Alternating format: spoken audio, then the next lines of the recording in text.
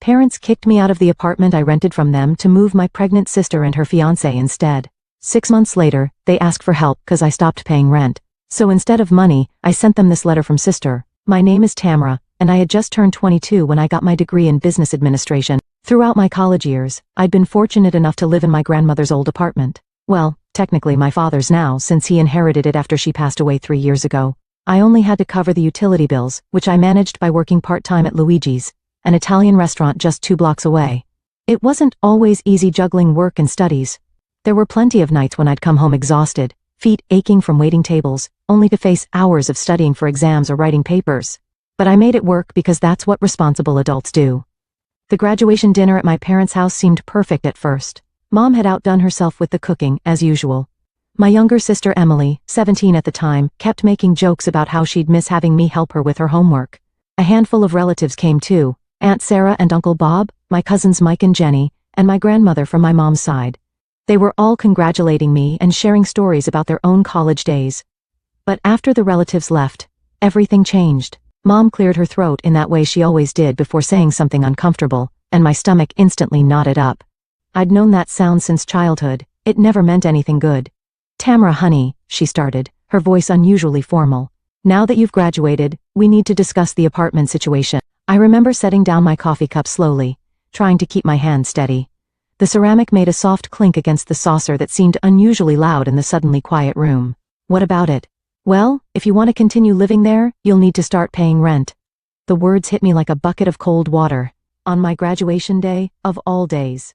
Dad sat there silently, suddenly very interested in his coffee cup, while Emily pretended to be absorbed in her phone, though I could see her watching the scene unfold from the corner of her eye. "I see," I managed to say, my voice smaller than I wanted it to be. My hand trembled slightly as I reached for my water glass. Mom went on to explain the terms in her matter-of-fact way. The rent would be below market rate, a family discount she called it with a tight smile, but still substantial. I did some quick mental math. I'd need a full-time job and fast. The part-time wages from Luigi's wouldn't cover this. "I understand," I said finally. Because what else could I say? They were right in a way. I wasn't a student anymore. I was an adult, and adults paid their way in life. Still, the timing felt cruel. Like they couldn't even let me enjoy one day of celebration before bringing me back to reality. That night, lying in my bed at the apartment, I started searching for job openings nearby. The restaurant where I worked part-time couldn't offer me full-time hours, so I knew I needed something new, something more stable. As I scrolled through listings on my phone, I tried to focus on the practical aspects, rather than the hurt feelings bubbling beneath the surface. The next year flew by in a blur of work, rent payments, and adjusting to post-college life. I landed a decent job at a marketing firm near the apartment. Nothing glamorous, but I paid the bills and then some. I was hired as a junior account coordinator, and while the starting salary wasn't huge, it was enough to cover the rent my parents were charging plus utilities, with a little left over for savings. Every month I dutifully transfer the rent money to Mom's account, usually adding a little extra for utilities even though she never asked for it. I wanted to prove that I could handle adult responsibilities, that I was responsible and reliable. Maybe part of me was still trying to earn their approval, though I wouldn't admit that to myself at the time. Emily would stop by occasionally, usually when she needed help with college applications or wanted to raid my closet. She was in her senior year of high school, and I could see her changing, becoming more distant and secretive. Her visits became less about spending time with me and more about what she could get from me. Homework help, clothes, advice about boys. Emily had always been the baby of the family, used to getting her way. Mom and Dad spoiled her rotten, though I tried not to be bitter about it. They'd never made her get a part-time job like I had, never pushed her to be independent. She started dating Jason around this time. He was a year older than her, working part-time at the mall's electronics store. The first time she brought him to my apartment, I wasn't particularly impressed. He seemed nice enough, but there was something about him that set off warning bells. Maybe it was the way he talked about getting rich quick, or how he seemed to expect everyone to take care of him. Then came the phone call that would change everything. "Tomorrow, you need to come over right away." Mom's voice was tight with tension. "It's important." I assumed it would be about Emily's college plans. She'd been waffling between several schools, and I figured Mom wanted my input. Maybe they needed help with financial planning, or wanted to discuss scholarship options. Emily had decent grades, not spectacular like mine had been, but good enough to get into a state school. How wrong I was. When I arrived at my parents' house that evening, the atmosphere was strange. Mom and Dad sat rigidly on their usual spots on the couch, while Emily perched on the armchair, looking smug, That was the only word for it. Sit down, Tamara, Dad said, his voice gravelly. He looked older somehow, tired in a way I hadn't noticed before. I sat on the edge of the ottoman, my heart pounding. Whatever this was, it wasn't about college applications. Emily is pregnant, Mom announced without preamble. I sat there stunned, trying to process what I'd just heard. My 18-year-old sister was pregnant by her part-time mall employee boyfriend. I noticed Mom's hands twisting in her lap, a nervous habit she'd had since I was little. There's something else we need to discuss, Mom said, straightening her back and smoothing her skirt. Emily and Jason will need a place to live. They'll be moving into the apartment. I felt like I'd been slapped. The room started spinning slightly, and I had to grip the edge of the ottoman to steady myself. Excuse me? You'll need to move out, Mom stated matter-of-factly, as if she were telling me about the weather. Emily and Jason need somewhere to start their family. It's the perfect solution, really. The apartment is already furnished, it's in a good neighborhood, and it's close to Jason's parents. I looked at Emily, who was examining her freshly painted nails with a satisfied smirk. She didn't even have the decency to look uncomfortable about kicking her own sister out of her home. She was wearing my old sweater again, I noticed absently, the one she'd borrowed last month and never returned. Only time to find a new place, I managed to say, my head spinning. The thought of apartment hunting while working full-time made my stomach churn. A week should be enough. Oh, and tomorrow? Mom added, as if she'd almost forgotten something trivial. Like asking me to pick up milk on my way home. You'll still need to continue paying the rent. I actually laughed out loud, thinking it was a joke. The sound was harsh and unwelcome in the tense room. But when I saw their serious faces, my laugh died in my throat. You can't be serious. Your sister and Jason are young, Mom explained patiently, as if talking to a child. They don't have jobs yet, and with the baby coming she trailed off, gesturing vaguely at Emily's still flat stomach. So let me get this straight, I interrupted, my voice rising despite my efforts to stay calm. You want me to move out and continue paying rent for an apartment I won't be living in? For them? They need our help, Tamara, Dad said sternly, finally meeting my eyes. It's your responsibility as the older sister. Family helps family. My responsibility? I stood up, my hands shaking with anger now. If they're mature enough to have a baby, they're mature enough to get jobs and support themselves. Has either of them even looked for full-time work? How can you be so selfish? Emily suddenly piped up, her eyes filling with dramatic tears. I'd seen those same tears when she was 12 and wanted a new phone, or 14 and wasn't allowed to go to a party. I'm going to be a mother. Don't you care about your niece or nephew? You're being very ungrateful, Mom said coldly. After everything we've done for you, ungrateful? I've been paying rent for the past year. I've been working since college, and now you want me to support two perfectly capable adults who got themselves into this situation? I'm not paying a single cent for them. If you want to enable this, that's your choice. But count me out. I walked out of that house with their shouts of ungrateful and selfish following me to my car. The front door slammed behind me with a finality that felt like the end of something fundamental.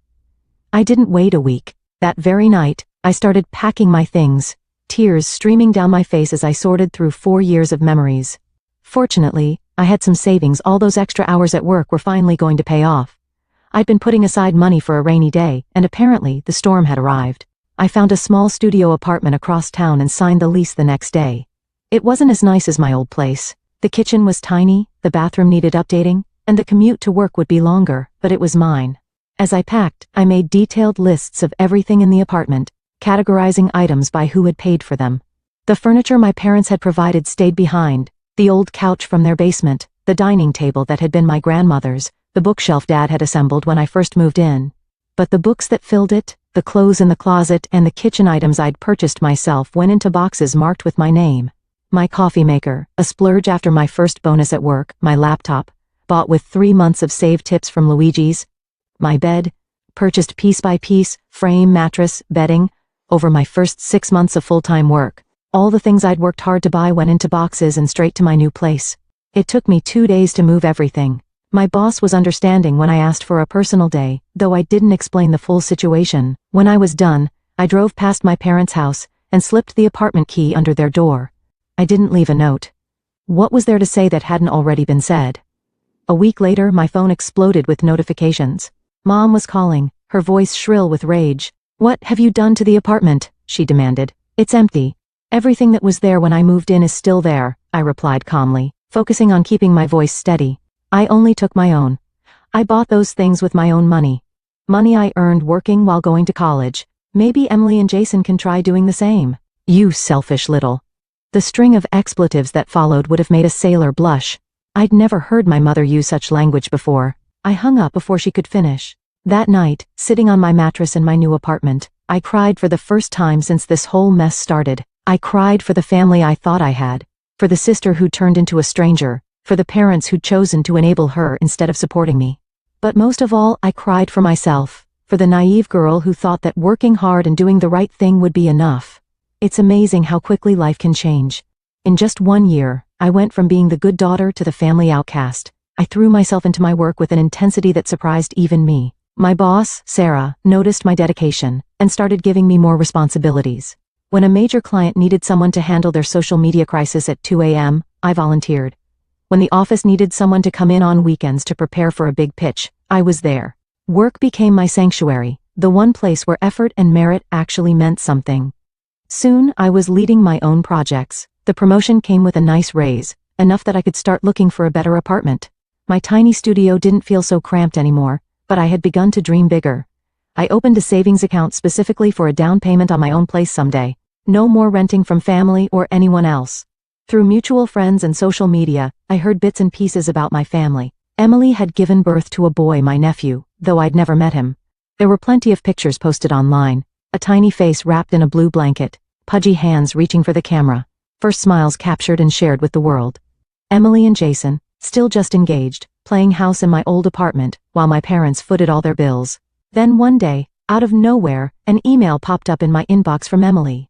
My heart actually skipped a beat when I saw her name. Hey sis, it read, as if the past year had never happened, as if she hadn't participated in kicking me out of my home.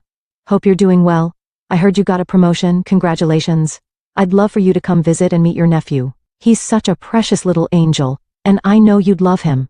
Plus, I've heard you're doing really well financially now. I should have known there was a catch. There always was with Emily. The next email arrived before I could even process the first one. A list. Not just any list, a wish list of baby items that made my credit card weep just looking at it. Designer clothes that cost more than my first month's rent. A stroller that cost more than my laptop. Premium toys that probably cost more than what Jason made in a month at his part-time job, assuming he even still had it. I sat there staring at my screen, wondering if this was some kind of joke. After everything that had happened, after a year of no contact, this was how she chose to reach out? Not with an apology. Not with any acknowledgement of what she'd done, but with a shopping list. Are you working yet? I wrote back, ignoring her list completely. The question was pointed, deliberate. Her response came quickly. Oh, Mom and Dad are taking care of everything. They pay all the bills and give us spending money. Jason and I don't need to work right now. We're focusing on being parents. It's such an important job, you know? Then came the kicker. Actually, we're thinking of having more kids soon. Mom and Dad are such suckers. I mean, they're so supportive. They'll have to keep helping us if we have more babies. And we want a big wedding too, nothing cheap. Those old fools will pay for everything. I read Emily's email 3 times, each time feeling more disgusted than the last. My little sister had turned into someone I didn't recognize. Someone who called our parents old fools while happily taking their money. Someone who was planning to have more children just to keep the gravy train running. I didn't reply. What could I say? Congratulations on being a manipulative mooch? How's the professional gold digging working out for you? Instead, I closed my laptop and tried to forget about it. But the words kept echoing in my head, those old fools will pay for everything.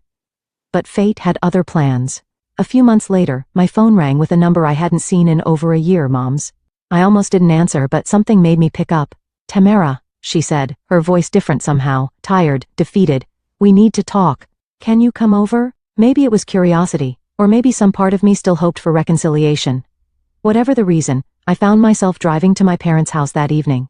The familiar streets felt strange now, like visiting a place you've only seen in dreams. They looked older than I remembered. Dad's hair had more gray, and Mom's face showed new wrinkles. Dark circles under their eyes spoke of long hours and sleepless nights. They sat on their familiar couch, but something about their posture spoke of defeat. We've been taking extra shifts, Dad said without preamble, his voice rough with exhaustion. Working overtime to help your sister and Jason? I waited, saying nothing. The clock on the wall ticked loudly in the silence.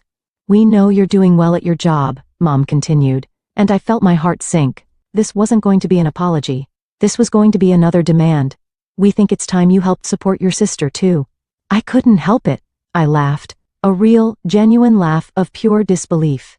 The sound bounced off the walls of the too-quiet house. You want me to what?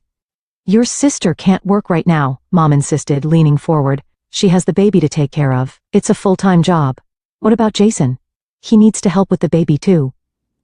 I looked at them, these people who had raised me, who had taught me about responsibility and hard work, who had pushed me to get good grades and work part-time through college.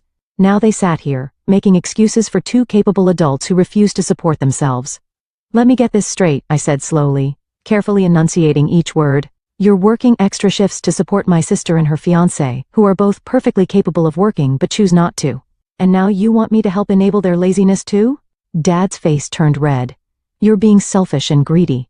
If you don't help support your sister, consider yourself disowned. You can't disown someone who's already gone, I said quietly, and walked out of their house for what I hoped would be the last time. The sound of the door closing behind me felt like the period at the end of a very long sentence. When I got home that night, my apartment felt like a sanctuary. I kicked off my shoes, made myself a cup of tea, and sat down at my computer. My hands were steady as I opened my email and found Emily's message from months ago, the one where she bragged about manipulating our parents, called them old fools, and outlined her plan to avoid work by having more children. I stared at it for a long moment, my cursor hovering over the forward button. Part of me felt like I was betraying a confidence, but then I remembered, Emily had betrayed our parents' trust long before this. Without adding any message or explanation, I forwarded the email to Mom. Sometimes the raw truth is more powerful than any commentary. Mom didn't respond, but a week later, my phone rang. It was Aunt Sarah, Mom's sister, who had always been the family's unofficial news channel. You won't believe what happened, she said, her voice thick with family gossip. I could picture her sitting in her kitchen, phone pressed to her ear, probably still in her nursing scrubs after her hospital shift. Your parents kicked Emily out of the apartment. I nearly dropped my coffee. What? Apparently there was a huge fight. Your mom found out Emily's been mocking them behind their backs, planning to take advantage of them. They told her and Jason to get out and that they weren't giving them any more money. I listened as Aunt Sarah detailed the explosive confrontation, how Emily had screamed and cried, pulling out all her usual dramatic tactics, how Jason had stood there uselessly, looking like a deer in headlights, how Dad had finally put his foot down and told them they had 3 days to leave. According to Aunt Sarah, Mom had been eerily calm, simply saying, "We've been played for fools long enough." After I hung up, I wasn't surprised when my phone lit up with Emily's number. I could predict the conversation before it even started. Tamara. Her voice was thick with tears, the same fake crying she'd used since we were kids. Can we stay with you? Just until we figure things out? Please, we have nowhere else to go. No, I said firmly, surprised by how easy it was to say that single word. You're just like Mom and Dad, she screamed. You're all so selfish, we're family. Family doesn't exploit family, I said quietly, and hung up before she could argue. Later, I heard through the family grapevine that Emily, Jason, and the baby had moved in with his parents. Apparently, his mother was a strict, no-nonsense woman, who believed in tough love and responsibility. The kind of parent who didn't tolerate freeloading or manipulation. According to Aunt Sarah, Emily was miserable. Her mother-in-law made her follow a strict schedule, help with housework, and actually parent her child instead of passing him off to others. She had to do laundry, cook meals, and contribute to the household. Emily spent her days crying about how unfair it all was, how nobody understood how hard her life was. Life has a way of coming full circle. A few weeks ago, on my birthday, I was celebrating with friends at my apartment, not the tiny studio anymore, but a nice 2-bedroom place I'd bought with my savings and good credit.